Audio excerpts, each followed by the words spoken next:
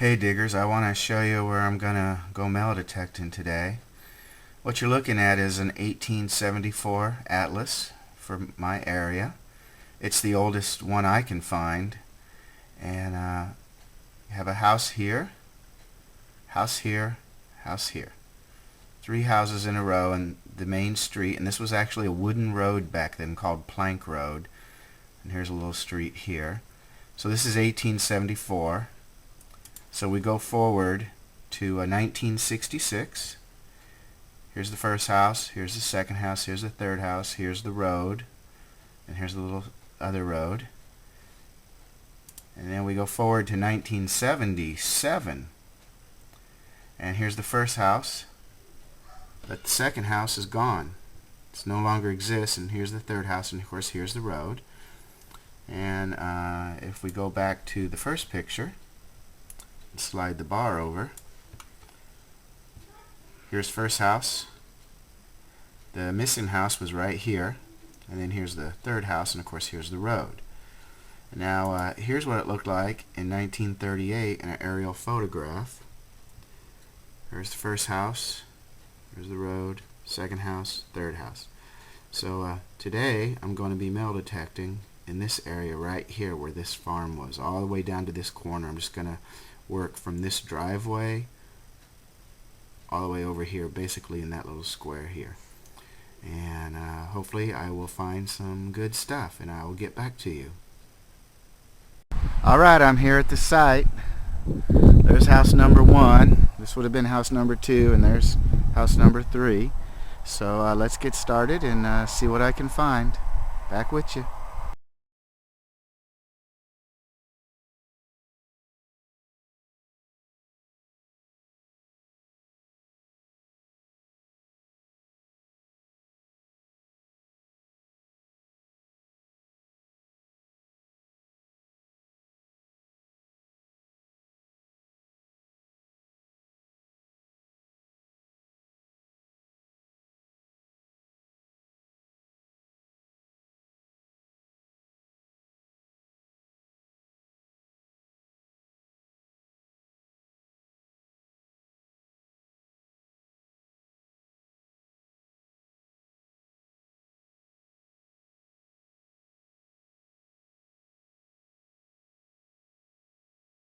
Alright guys, look at that. 744 down about 8 inches, and it was very, very flighty.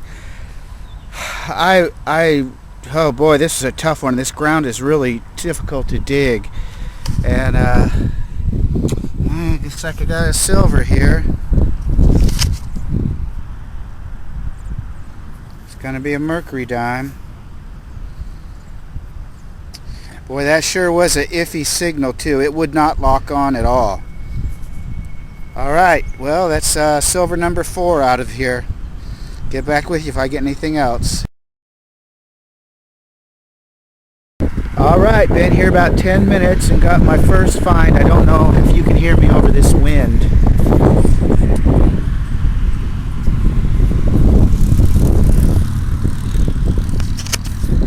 Looks like World War I or World War II. I'm not sure yet. I'll have to, maybe with the double attachment silver. I think World War I's a single post, so this might be World War II. Alright, I always love the military stuff. Get back with you.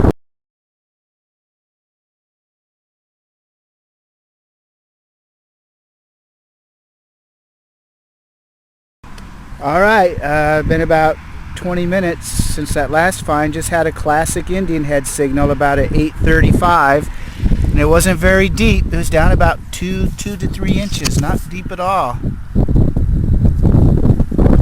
Looks like 1902. Excellent. Alright, get back with you.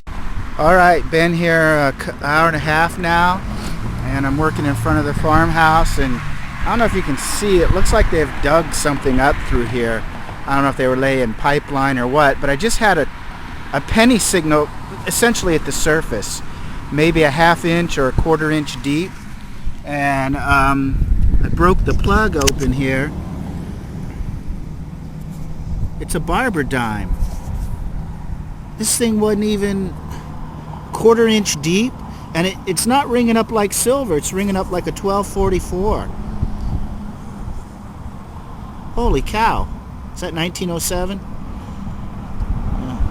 Alright, well, that's very surprising. I've gotten 4 wheat pennies and an Indian head, and now I've got a barber dime that wasn't even a quarter-inch deep. Maybe it got turned up when they dug this up to lay the pipe or whatever they did through here. Alright, back with you.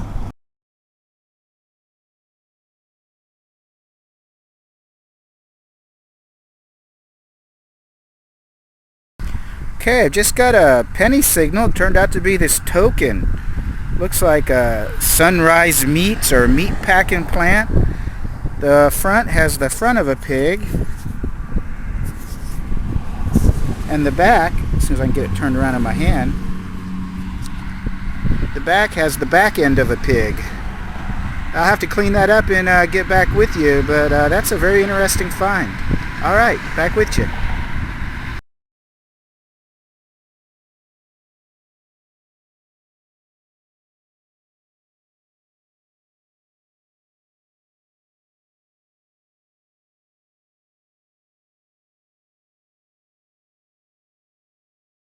Alright, diggers, just had an 1147, about 4 inches deep, and I thought it was going to be a clad quarter, and it looks like it's going to be a silver quarter.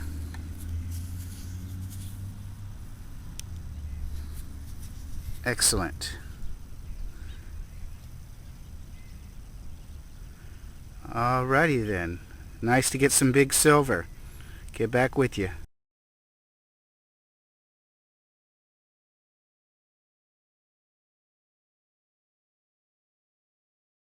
Alright, diggers, I just had a little screamer, a 1447 at about 6 inches. And pulled my plug out and flipped my dirt, and here it is right here.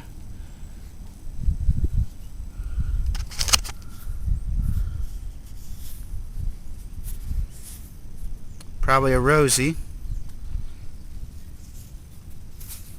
Yep. It's a silver rosy. Excellent. Alright. Back with you. See if I can get in the shade here. There we go. Alright. Hopefully I'll get some more.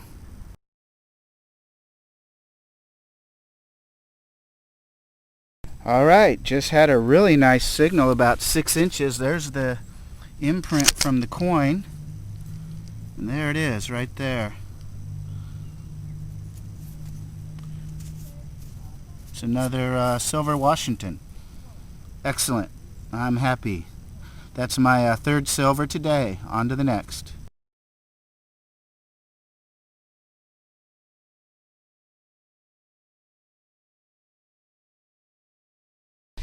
Alright, diggers, I had a pretty good weekend.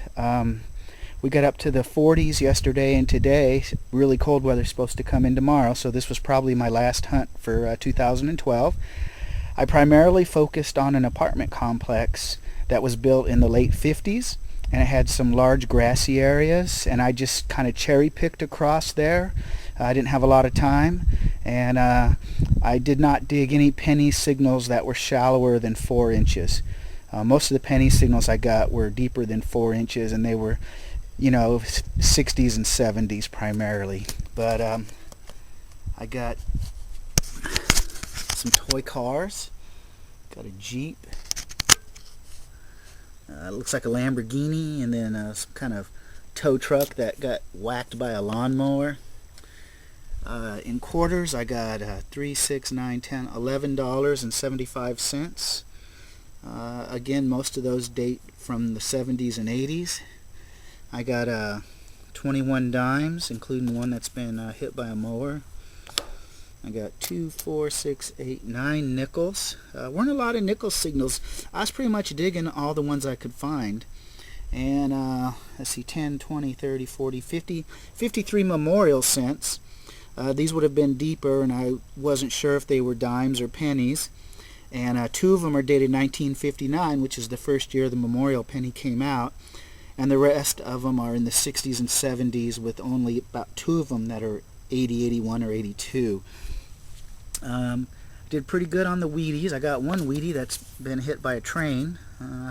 Remember doing that as a kid. And then I got 2, 4, 6, 8, 10, 12, 14, 16 wheat pennies. The oldest is 1914, but it's a plain date. And in the silver department, I got a real nice men's ring. It's missing either the monogram or the logo. Could have been a Masonic logo or something. But the nice thing about this is it's an Espo ring, an Esposito. And if you look on eBay, they're fairly collectible. And this is the second Espo ring I have found. And this one fits me nicely, and I've decided I'm going to go ahead and get something put on here. I'm not sure what, and I'm going to keep this ring. I got 2 quarters today. One is 1940, and it's pretty well worn down. It was in circulation a long time. Even the reading is wore off. And then the other one I got was this 1958, and boy, that was a fresh drop. I mean, look at the detail on that thing. This thing looks like they dropped it on the way home from the bank or something. Especially you can see George's hairline real well. Then I got my second war nickel for the year, and it's actually an S, which we don't get a lot of them over here on this side of the Mississippi. Got 2 Rosies, and I got a Merc. So all in all, it was a pretty darn good weekend. I closed out the year, I think, close to 50 silver coins, 5 silver rings. Didn't find any gold this year. I kind of changed the focus of my hunting, and so, oh, my first ever toonie. We don't get these this far south usually. The middle part must be zinc, like a zinc penny, because it's pretty corroded. But that's my first toonie. So that's $2 right there. And then I got this extremely rare Chuck E. Cheese coin. A lot of you probably never seen one of these, especially if you've been metal detecting for a long time. Just kidding. Anyway, thanks to all my subscribers and viewers out there. I appreciate your positive support throughout the year and watching my videos. And I look forward to making more finds and more videos next year. So to all, I wish you a Merry Christmas and Happy New Year. Happy hunting.